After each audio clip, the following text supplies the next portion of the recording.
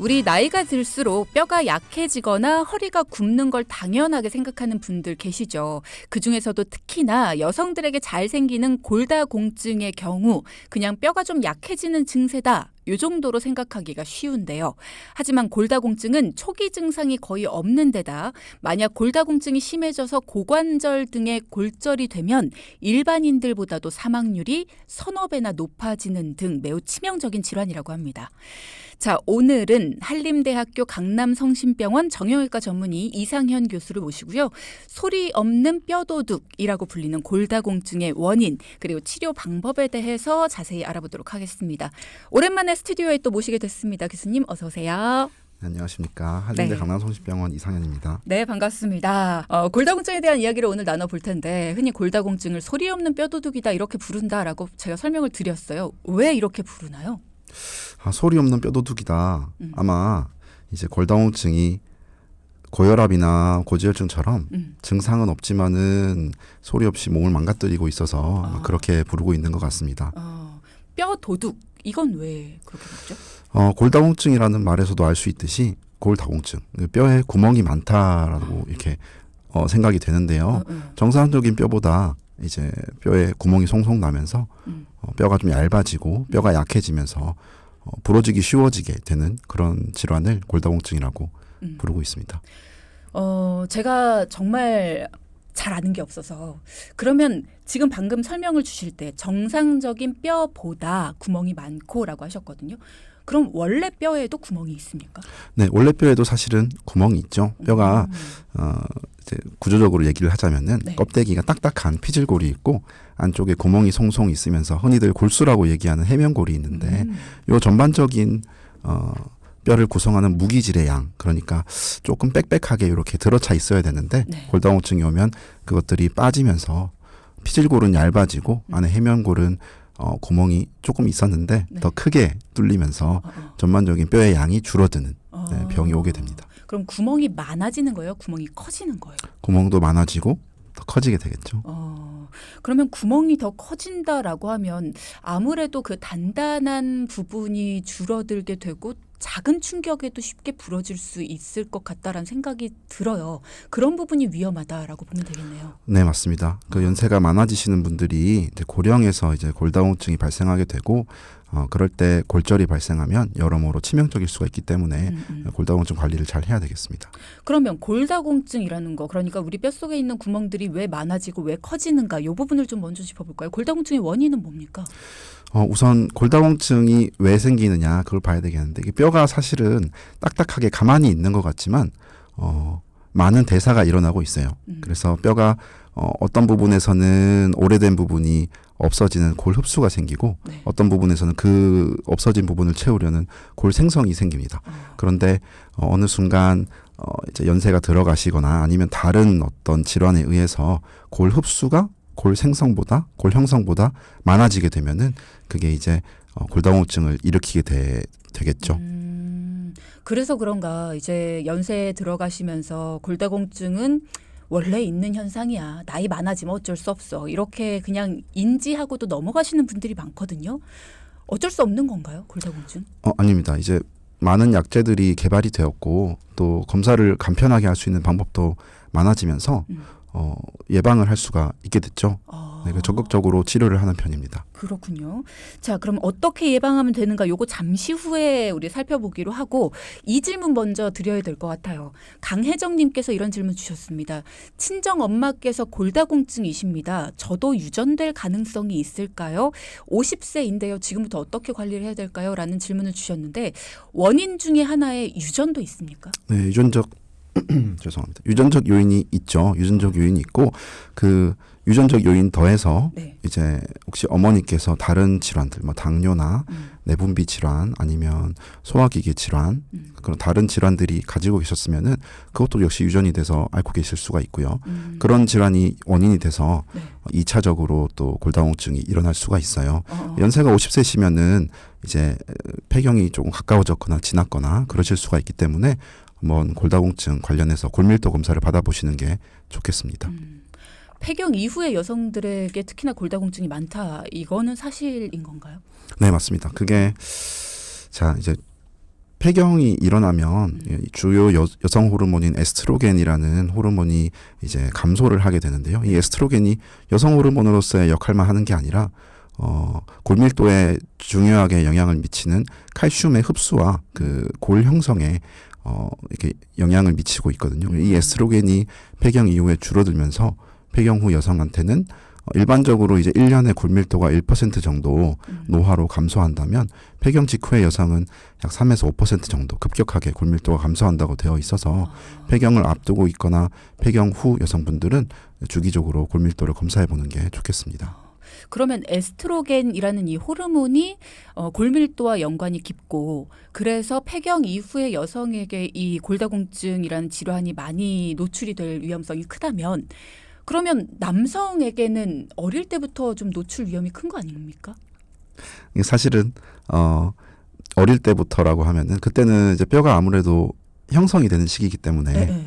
그래서 30대까지는 골 형성이 골 흡수보다 또 왕성하게 일어나서 30대까지는 골밀도가 계속 증가하게 되고요. 그래서 30대 정점을 가게 되고 30대에서 50대 사이에는 이제 그 형성과 흡수가 균형을 이루기 때문에 쭉 골밀도가 보통 유지가 되게 되는데 남성도 남성의 호르몬이 있죠. 또 테스토스테론이라는 성 호르몬이 있기 때문에 이것과 관련해서 골밀도를 유지하게 되고 혹여나 이제 조금 앞선 이제 내용인데 전립선 암 같은 질환을 앓으시면서 그런 호르몬 치료를 받으시면은 또 2차적으로 남성도 골다공증에 노출이 되게 됩니다. 아, 그렇군요. 자, 방금 전에 남성과 여성의 호르몬에 대한 이야기를 나눠봤어요. 그러면 호르몬이 급격히 감소하는 폐경기 이후, 그러니까 중년 이후쯤 되면 이제 골다공증에 노출될 위험성이 크다라는 말씀 주셨는데 혹시 젊은 사람들에게도 골다공증이 생길 수가 있습니까? 네, 젊은 사람들에게도 골다공증이 올 수가 있습니다. 골밀도가 잘 유지되고 있는 30대에서 50대 사이에서도 네. 이 노화와 폐경 이것으로 인해서 발생하는 골다공증을 이제 1차성 골다공증이라고 그러고요. 또 다른 원인들, 뭐 예를 들어서 아까 잠깐 말씀드린 뭐 내분비 질환이나 대사 질환 그리고 흡수가 칼슘이나 비타민 D가 흡수가 잘 되어야지 골밀도가 유지가 되는데 뼈의 재료가 되는데 이런 것들을 잘 흡수하지 못하시는 그런 질환이 있으신 분들 아니면은 뭐 잦은 음주와 흡연 이런 것들도 칼슘 흡수를 방해할 수가 있고요.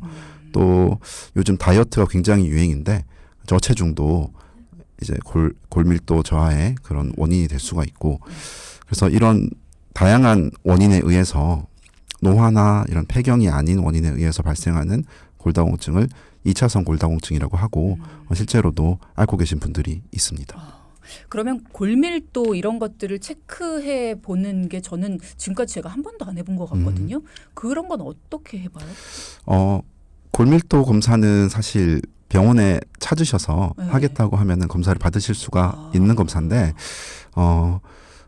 지금 조금 이제 저희도 개선을 하려고 노력을 하고 있는 것이 골밀도 검사의 기준이 조금은 높게 되어 있습니다. 누가 골밀도 검사를 받으실 수가 있느냐 하면은 65세 이상의 여성, 또 70세 이상의 남성으로 정해져 있고요.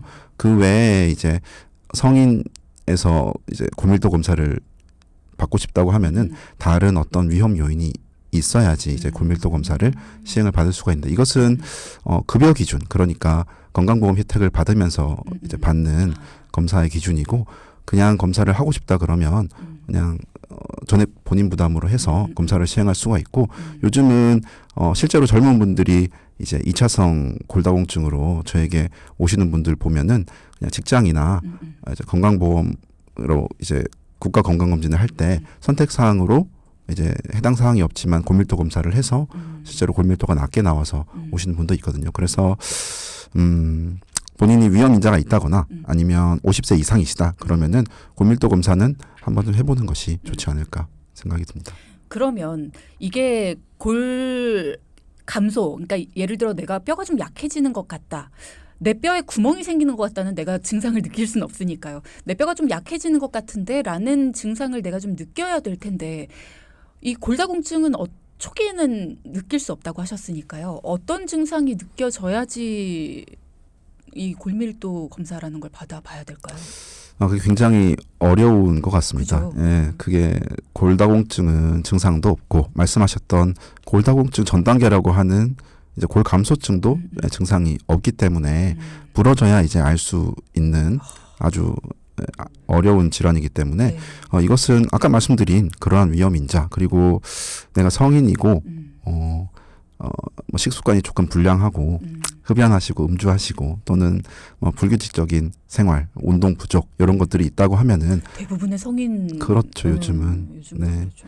그리고 중요한 게 또 야외 활동이 좀 있어야 비타민 D가 합성이 되고 그러는데 그런 게 좀 많이 부족하게 되었습니다. 그래서 위험 인자가 있다고 생각되시면 건강검진 하실 때 한 번쯤 받아보시는 게 좋겠습니다.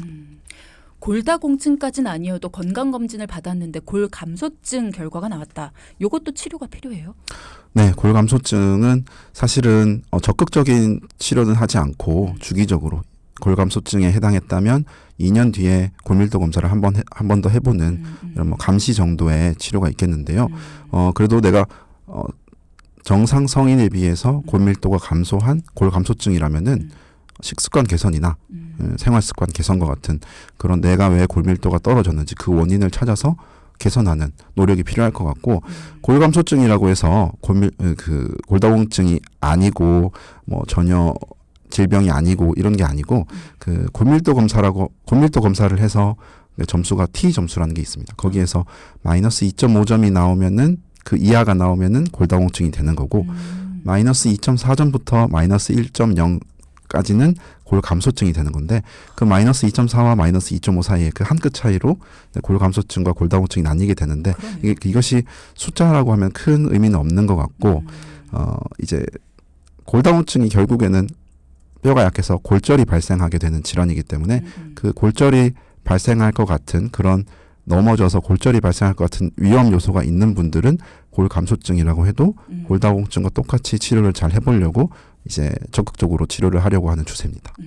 그러네요. 그러니까 그쪽으로 가고 있는 단계인 거잖아요. 그러니까 계속해서 본인이 노력을 해야 된다라는 이야기인 걸로 보시면 되겠습니다. 여러분의 궁금증이 많아서요. 여러분의 궁금증도 좀 해소를 해드리면서 저희 이야기도 해볼게요. 8566님께서 아직 저희는 준비된 이야기 중에서 나누진 않았습니다만 치료법에 대한 질문을 주셨거든요. 골다공증 진단을 받았습니다. 그리고 골다공증 주사를 맞으라고 해서 맞고 있는데요. 다른 추가적인 치료는 필요가 없을까요? 얼마나 맞으면 안정기가 될까요? 라는 질문 주셨네요. 네, 그 골다공증 주사에도 이제 종류가 조금 달라서 그래서 드리고 싶은 말씀은 자기의 치료 이력을 잘 알고 있어야 됩니다.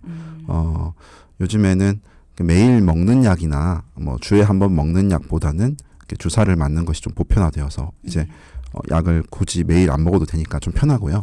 그리고 약을 먹음으로 인해서 발생한 합병증을 줄일 수가 있어서 주사제를 맞게 되는데 이게 1년에 한 번 맞으시는 분도 있고 3달에 한 번 맞으시는 분도 있고 6개월에 한 번 맞으시는 분도 있고 이 약들의 종류가 좀 달라서 뭐 언제까지 어떻게 맞아야 된다 뾰족하게 말씀을 드리긴 어렵고 보편적으로 조금 연세가 젊으시고 한다면은 1년에 한 번 맞으시는 주사를 보통 많이 맞게 되시는데요. 1년에 한 번 맞는 주사는 약 2년에서 3년 정도, 두세 번 정도 연속해서 주사를 맞은 뒤에 또 2년에서 3년 정도 약을 한번 쉬게 됩니다. 그 쉬면서 골밀도 검사를 계속 하게 되고요. 그렇게 해서 일정 골밀도 이상 골다공증이 아니게 되면은 그때부터는 주사는 이제 중단하고 다른 칼슘이나 비타민 D를 복용하거나 아니면은 이제 보충제를 드시지 않는다고 하면은 이제 식습관 개선하고 운동 열심히 해서 그 골밀도를 유지하는 방향으로 그렇게 치료를 하게 됩니다. 이 주사는 어떤 역할을 하는 거예요? 골밀도를 높여주는 거예요? 보통 이제 3개월, 6개월, 1년에 한 번 맞으시는 주사는 골밀도를 높이기보다는 그렇죠. 결과적으로 골밀도를 높이게 되는 건데 아까 잠깐 말씀드렸지만 이 골밀도를 결정하는 거에 있어서 뼈의 질을 이제 향상시키는 데 있어서 뼈를 만드는 골 형성이 있고 뼈를 이제 감소시키는 흡수하는 게 있는데 주로 이제 그렇게 맞으시는 주사들은 골 흡수를 조금 억제하는 골 흡수 억제제가 되겠습니다. 그래서 골 흡수가 가속화되는 것을 조금 막아서 없어지는 걸 막고 형성되는 것을 우리가 더 열심히 해야 되겠죠. 그 골다공증 약만 들어가서 흡수되는 게 줄어들었다고 해서 형성되는 게 적으면 크게 효과가 없을 거니까 골 형성되는 것에도 열심히 노력을 기울여서 식사 잘 하시고 운동하고 그렇게 해서 좋은 방향으로 가는 그런 치료가 되겠습니다. 그럼 이거는 수액처럼 맞는 거예요? 아니면 엉덩이 주사 같이? 그게 두 가지죠. 수액처럼 한 번에 약 15분에 걸쳐서 주사를 맞으시는 그런 종류가 있고 네. 피하에 예방접종 하듯이 한번 맞고 가시는 그런 종류가 또 있겠습니다. 그렇군요. 지금 질문 중에 가장 많은 게 먹는 거 관련된 얘기거든요. 왜 우리가 골다공증 하면 뼈니까요. 뼈는 칼슘. 홍화 씨가 효과가 있나요? 이런 얘기. 뭐 칼슘 흡수를 방해해서 골다공증 있는 사람들은 곰탕을 서너 번 재탕해서 끓이는 게 안 좋다. 이런 얘기 있는데 이거 맞나요? 이런 얘기 있고요. 도가니탕이라는 걸 먹으면 골다공증에 도움이 되나요? 이런 얘기도 있고요. 이거 다 먹는 거와 관련된 얘기인데 이런 질문 진짜 많이 들으시죠? 네, 많이 듣고 실제로도 네. 다른 질환도 마찬가지로 오셔서 뭐 먹는 게 좋으냐 말씀하시는데요. 그렇죠. 먼저 사골국 말씀을 하시는데 그 사골 우려낸 국이나 도가니 요런 이제 국물에는 네. 사실은 나트륨이 많이 들어가고 그리고 이제 뼈를 고았으니까 칼슘이 녹아 나올 것 같지만 실제로는 칼슘보다는 그 칼슘의 흡수를 좀 방해하게 되는 인이 좀 많다는 그래요? 네, 그런 게 있어서 국물을 아무튼 많이 드시는 거는 이제 나중에 이제 성인병에도 좋진 않으니까. 보통 뼈 부러진 다음에 엄마가 사골 푹 끓여가지고 주시거든요. 네, 그래서 입맛을 돋궈서 뭔가 많이 먹게 되는 건 좋지만 네, 실제로 도움은 크게는 안 되는 것 같고 그것보다는 아무래도 이제 권장드리는 것은 하루에 한두 잔 정도의 우유 이런 유제품을 드시는 것 그리고 뼈째 먹는 생선이 또 좋다고 합니다. 그래서 멸치 또 두부 이런 칼슘이 풍부한 음식을 잘 드시는 것이 중요하다고 하겠습니다. 그 도가니는요? 왜 진짜 무릎 도가니탕 뭐 이런 거 탕은 아니어도 도가니라는 것 자체가 좀 도움이 된다. 도가니 자체에 칼슘이 많다는 저도 이제 그렇습니까? 여러 가지 찾아봤지만 도가니에 칼슘이 많지는 않은 것 같아요. 그렇군요. 홍화 씨가 효과가 있나요? 이런 질문도 있는데요. 네, 제가 홍화 씨에 대해서는 깊게 찾아보지 못했습니다. 패스. 네, 잘 못 들어본 것 같아서 그것보다는 말씀드린 기본적인 식자재들을 잘 드시는 게 그 씨를 구하는 것보다는 우유 한 컵 마시는 게 좀 더 쉬우니까요. 6030님도 질문 주셨는데요. 뼈가 좀 약해서요. 칼슘 영양제를 많이 먹이고 있습니다. 아들이나 딸 뭐 이렇게 자녀분들인가 봐요. 도움이 될까요? 영양제 쪽도 괜찮을까요? 그 칼슘 영양제에 대해서도 여러 가지 이제 논란이 많은데 아들이나 따님이라고 하시면 좀 어린이 같은데요, 그죠? 성장에 필요한 영양제를 보충해주는 그런 그 영양제들은 도움이 될 것 같은데요. 그래도 저희의 공통적인 입장은 그것보다는 한 끼 식사를 잘하자. 그게 제일 중요하다. 식사만 잘하시고 활동이 문제가 없으면은 보충제는 굳이 필요가 없는데 혹시나 뭐 식사를 많이 못 하시는 문제가 있거나 뭔가를 못 드신다거나 그러면은 그때는 처방을 해서 보충제를 드시게 되는 거죠.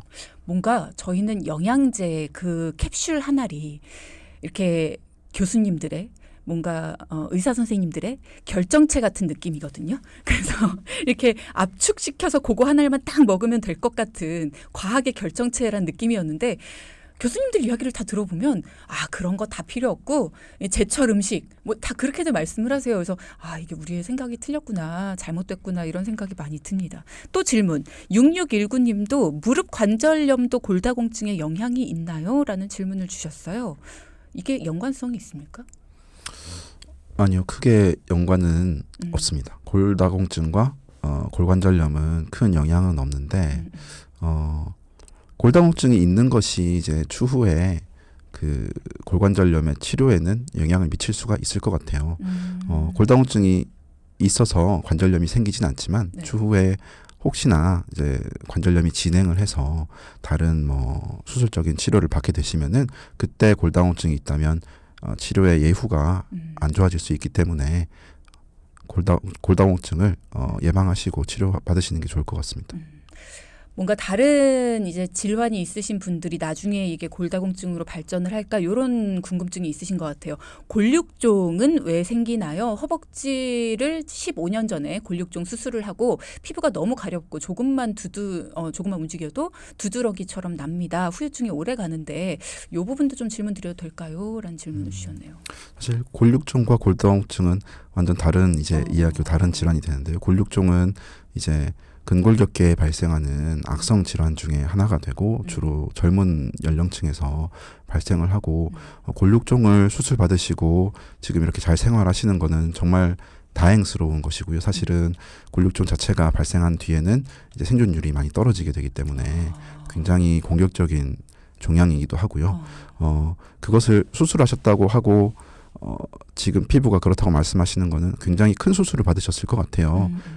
다리에 이렇게 수술하셨으면은 피부도 그 골육종에 발생한 부분의 근육층도 침범한 근육층도 함께 떼어내야 되고 뼈도 많이 제거를 하고 큰 수술을 받으셨을 것 같은데 수술 부위의 가려움증은 주로 건조함에 의해서 많이 발생을 하게 되니까 충분하게 보습을 해주시고 지금 계절도 계절이니만큼 더 그러신 것 같아요. 그래서 보습을 잘 해주시는 게 좋지 않을까 싶습니다. 그리고 뭐 주기적으로 경과 관찰을 잘 해주시는 게 좋을 것 같습니다. 골육종이 이제 악성이니까요. 네, 그래서 골육종도 교수님께서 하시죠? 네, 뭐 정형외과에서 보는 질환입니다. 그럼 다음에 요거 한 번 더 하실까요? 근데 흔치 않은 질환이라. 네, 알겠습니다. 뭐 이런 질환도 흔치 않은 질환이어도 저희는 한 분 한 분을 다 소중히 여기니까요. 교수님 다음에 한 번 더 오시죠. 네, 뭐 시간이 끝난 건 아닙니다. 저희도 계속 이야기 나눠볼게요. 주사에 관련된 질문들도 꽤 많이 주고 계셔서 저희가 요 치료법에 대한 이야기를 조금 짚어보고 나서 여러분 궁금증을 한번 여쭤보도록 할게요. 골다공증 진단을 받는다. 치료법에는 주사법 말고는 없습니까? 골다공증이 이제 생겼다. 네. 그러면 이제 골밀도를 최대한 보존하려고 노력을 하게 되는데요. 그래서 골 형성을 촉진시키거나 골 흡수를 억제시키거나 그 두 개 중에 두 개를 병행할 수도 있고 주로 이제 골 흡수를 억제시키는 방향으로 가게 되는데 그래서 약제를 사용하게 되죠. 약제 드시는 약 또는 주사로 맞게 되는 약 두 가지를 사용하게 됩니다. 그러니까 먹는 약 아니면 주사 맞는 거 이렇게 하는데 약은 그러면 먹는 약은 매일같이 그냥 집에서 드시는 처방받아서 먹는 약으로 하는 거고 그리고 주사는 이제 아까 말씀하신 것처럼 3개월, 뭐 6개월, 1년 뭐 이런 식으로 텀을 두고 맞는. 그러면 먹는 약들 같은 경우에는 먹고 나서 뼈가 건강해지는 게 아니라 아까 말씀하신 것처럼 뭐 이렇게 흡수를 막는다거나 아니면은 이렇게 생성을 뭐 이렇게 좀 촉진시키거나 이런 약들인 거겠네요. 그렇죠. 이제 뼈가 건강해진다고 봐야겠죠. 그 구멍이 숭숭 뚫리고 얇아지지 않게 저희가 막는 거니까 충격에 버틸 수 있게 부러지지 않게 만들어주는 것이니까 뼈가 건강해진다고 생각하는 것이 원래 모양을 유지하게 도와준다는 것이 더 맞겠습니다. 어떤 게 더 심각한 분들에게 처치가 되는 겁니까? 먹는 약과 주사제 네. 말씀하시는 거죠. 경중을 따지기는 조금 어렵고요. 이게 결국에는 복약 순응도라고 해서 먹는 약으로 복용하실 수 있는 걸 선호하시는 분들은 또 계세요. 주사제를 싫어하시고 왜냐하면은 이게 먹는 약은 달달이 오셔가지고 타가시니까 그렇죠. 뭐라고 해야 될까? 뭐 적금 붙는 것처럼 약값이 나눠지게 되고 그렇게 되는데 주사 맞는 것은 한 번에 그거를 1년치 툭 이렇게 하게 되니까 비용이 조금 센 편도 있고요. 네. 그리고 약을 잘 드시는 분들은 또 먹는 약을 선호하시고 그런데 약을 잘 못 드시는 분들이 있죠. 뭐 저만 해도 혈압약을 복용하는데 아침에 매일매일 먹기가 맞다 까먹었다 이렇게 되는 분들이 복약 순응도가 떨어지게 되고 또 먹는 약이 조금 아무래도 식사 전에 드시는 약들이고 그리고 먹고 나서 속이 많이 쓰리고 이런 분들이 있기 때문에 그런 것을 조금 불편하게 호소하신다고 하면은 이제 주사제로 넘어가게 되겠습니다. 아, 그렇군요. 주사에 대한 궁금증도 좀 여쭤보면 주사는 계속 맞아야 되는 건가요? 6497님 뭐 아까 잠깐 말씀을 주시긴 했는데 괜찮지 않다면 계속해서 맞아야 되는 건가요? 평생? 이런 질문 주셨네요. 이제 치료의 효과를 저희가 보죠. 괜찮지 않은데 그 치료 방법을 고수할 수는 없는 것이고 이제 약제가 종류가 여러 가지가 있는데 이제 2, 3년 정도 투약 후에는 꼭 한 2년 정도 쉬어야 되는 약제가 있습니다. 그렇게 해서 목표된 이제 골밀도 수치가 네. 달성이 된 경우에는 그렇게 해서 보존적 치료가 쭉 가게 돼요. 경과 관찰이 하게 되는데 만약에 그렇게 투여해서도 이제 원하는 골밀도가 달성이 안 되었다. 그럼 일단은 약은 들어갔는데 왜 골밀도가 안 올라갔나? 그거에 대해서 이제 분석을 해봐야겠죠. 아까 말씀드렸던 대로 흡수는 막았는데 왜 형성이 안 되었나? 뭔가 뭐 식사를 제대로 안 하셨다거나 음주를 많이 이런 이제 다른 원인에 대해서 평가를 잘 해야 되겠고요. 아무리 뭐 약으로 뼈를 만들려고 이제 저희가 힘을 써도 재료가 들어가지 않는다면은 아무런 소용이 없기 때문에 그것에 대해서 평가를 하겠고, 그리고 나서 다른 약제를 또 쓸 수가 있습니다. 골 형성을 도와주는 다른 약들이 있는데 경험해 보신 분도 계실 것 같아요. 그 배에다가 왜 당뇨에 인슐린 맞는 것처럼 배에다가 주사를 하는 골 형성 주사가 또 있습니다.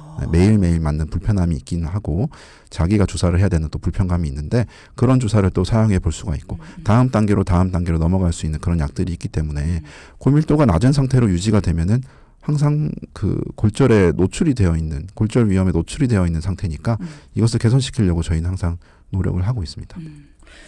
그러면 앞서 말씀하셨던 것도 잠깐 여쭤보죠.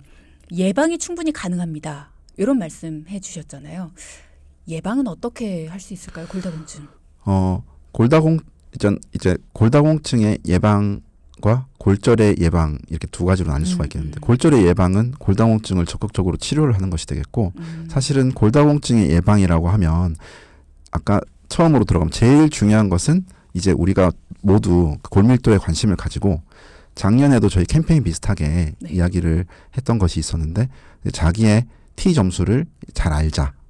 자기 혈압이 얼마인지 알고 뭐 당뇨가 있는지 알고 고지혈증이 있는지 알고 이런 것처럼 T 점수를 잘 알고 T 점수가 마이너스 2.5 미만이면은 이제 이하면은 골다공증, 그리고 마이너스 2.5에서 마이너스 1.0 사이면은 골감소증, 마이너스 1.0 위로 올라가면 이제 정상이다. 그것을 이제 50대 이상의 성인들은 한 번쯤 검사해보고 알게 되는 게 제일 중요하겠고요. 그것을 아는 것이 제일 먼저 시작이겠고, 자기가 골감소증에 해당을 한다. 아니면 뭐 골감소증 직전이다. 그러면은 그때부터는 생활습관 개선과 식사 개선, 그리고 음주 흡연 줄이고 하루에 30분 정도 햇볕 꼭 보고 이런 식으로 해서 좋은 쪽으로 나아가면은 골밀도를 올리고 예방을 할 수가 있겠죠. 골다공증을.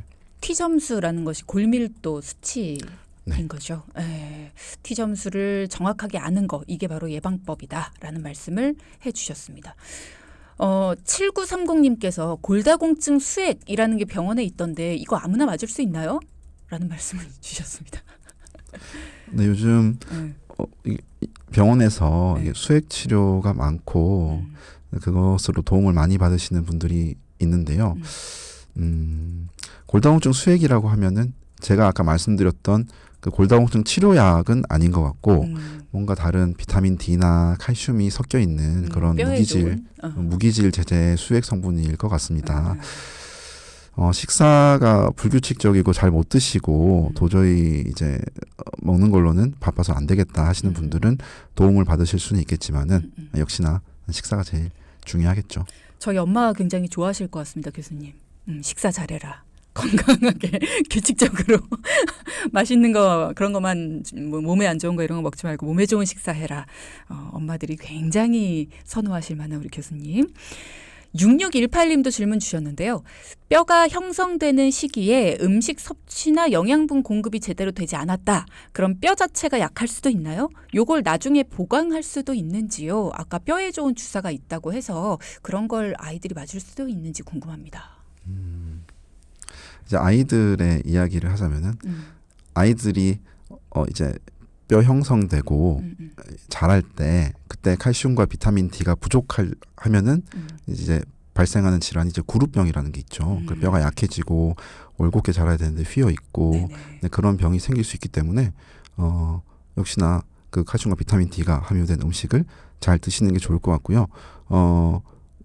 그때 한창 때 복용을 잘 못하더라도 뼈는 항상 항상성을 유지하려고, 그러니까 그 자리에 원래 모양으로 있으려고 우리 몸은 항상 노력을 하기 때문에 골 형성과 흡수가 균형을 이루고, 물론 아이들은 형성이 더 이제 우월하게 작용을 하고 있기 때문에 좀 늦더라도 그 형성에 필요한 재료들이 들어가면은 충분히 나중에 극복을 할 수 있을 것 같습니다. 그럼 골다공증 치료로 쓰이는 주사제를 아이들 성장 때도 맞을 수 있어요? 아니요, 그건 아니고 다른 이야기입니다. 다른 주사 치료. 그렇죠. 이게 요즘도 약간 화두에 있는데 그 성장 주사가 큰 이제 뭐 효과가 없다거나 아니면 부작용이 있다거나 이런 얘기가 나오고 있는데 그것도 이제 호르몬 관련 제제이기 때문에 필요에 맞게 적응증에 맞춰서 맞아야 되는 것이고 그 성장 호르몬과 우리의 그 골밀도를 높이기 위한 주사와는 다른 종류가 되겠습니다. 아, 그렇군요. 여성 갱년기와 연관이 있다라는 말씀을 주셨는데요. 혹시 질병 때문에 폐경을 일찍 하거나 관련 호르몬에 문제가 있다면 골다공증 위험도도 커질까요? 7888님 앞서 말씀해 주신 부분이긴 한데 또 질문 주셨네요. 맞습니다. 그래서 골밀도 검사를 이제 일찍 받으실 수 있는 몇 가지 이제 항목들이 있는데 그 중에 이제 외과적으로 폐경이 되었다. 뭐 예를 들어서 난소를 외과적으로 제거를 하게 되었다거나 종양으로 인해서 아니면은 일찍 예기치 못하게 일찍 폐경이 되어서 1년 이상 뭐 무월경 상태가 있었다거나 그런 경우에는 이제 골밀도 검사를 65세 이상이 아니어도 그 이전에도 시행을 할 수가 있고요. 골밀도 검사를 보험 기준에 맞게 일찍 할 수 있다는 말은 그만큼 골다공증 위험도가 높다는 말입니다. 네. 김연숙님도 골다공증 검사 몇 살 때 하나요? 저는 59세인데요. 라고 하셨는데 65세, 여성은 65세, 남성은 70세라고 말씀 주셨습니다. 건강검진 적용을 받으시려면 그때 하실 수 그게 있다. 건강보험 적용이 되는 것. 그러니까 병원에 가서 내 발로 찾아가서 검사를 받는 게 보험 적용이 되는 것이고 54세 좀 개정이 되어서 54세에 한 번 그리고 66세에 한 번 그때 건강보험 검진할 때 그때는 이래 받으실 수 있어요. 두 번은 그때는 그렇군요. 이제 기본 항목으로 들어있기 때문에 할 수 있고 연세가 나이가 안 맞는다고 해서 검사를 못 받는 게 아니라 가서 받고 싶다고 하시면은 할 수가 있습니다. 그렇군요. 골다공증 뼈가 약해졌는데 운동이 도움이 될까요? 어떤 운동을 하시는 게 좋아요? 요즘에는 걷기 운동들만 많이 하시니까. 네, 골다공증에 운동은 굉장히 중요하고 좀 섬세하게 해야 되는데요. 왜냐하면은 운동은 이제 뼈에 무리를 줄 수가 있기 때문에 그런데 뼈가 튼튼해지려면은 일정량의 자극이 필요합니다. 부러지지 않을 정도의 자극은 뼈를 튼튼하게 하기 때문에 그런데 골다공증 질환을 앓고 계시면 부러지기가 쉬워져 있죠. 그래서 말씀하신 걷기 운동이 평지를 걷는 운동이 가장 기본이 되겠고요. 햇볕을 보고 평지를 걷는 운동이 무리 없이 뼈에 이제 자극을 줄 수 있는 좋은 운동이 되겠고 그것 외에도 힘이 많이 들지 않는 근력 운동 예를 들면은 가벼운 모래주머니나 아니면은 요즘에 밴드를 이용한 운동들이 있어요. 그런 이제 저항을 주는 그런 운동들을 하시면 좋은 도움이 될 것 같습니다. 네, 오늘 골다공증에 대해서 이상현 교수와 함께했습니다. 고맙습니다. 네, 감사합니다. 네.